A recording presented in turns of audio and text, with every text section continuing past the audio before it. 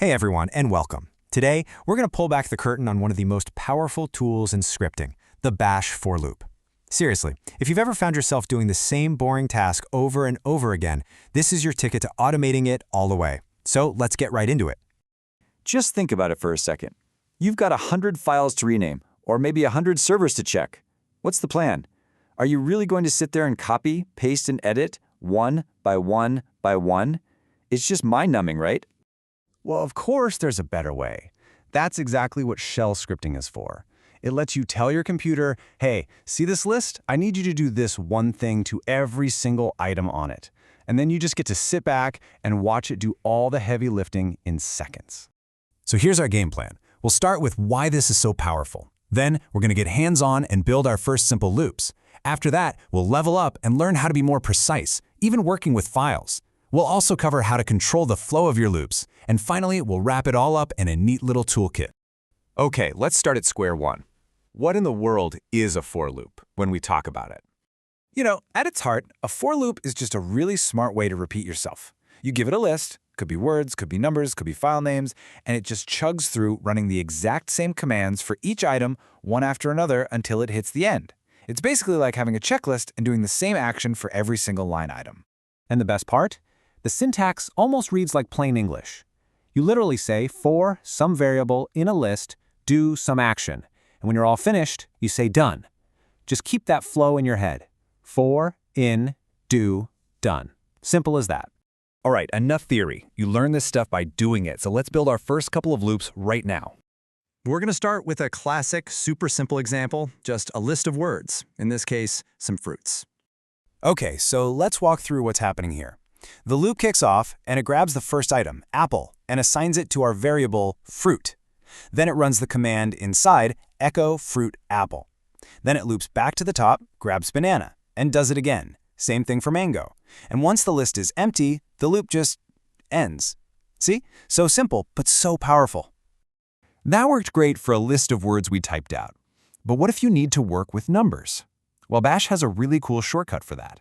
So instead of typing out 1, 2, 3, 4, 5, you can use this nifty thing called brace expansion. You just write, quote, 1.5.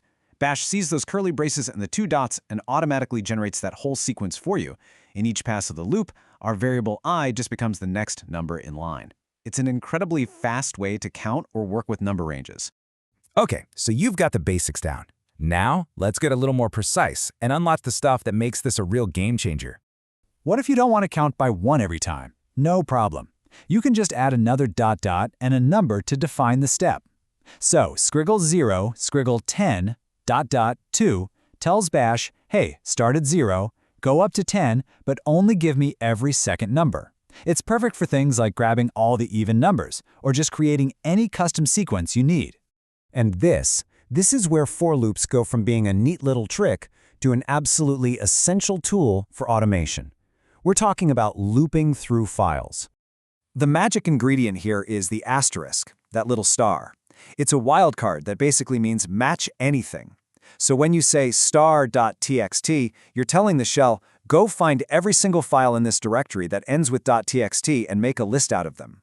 The for loop then takes that list and goes through it, one file name at a time, letting you do whatever you want to each one. So why does this matter so much? Because this is how real work gets done. You can rename 1,000 photos at once. You can read through massive log files to find errors. You can back up every single document.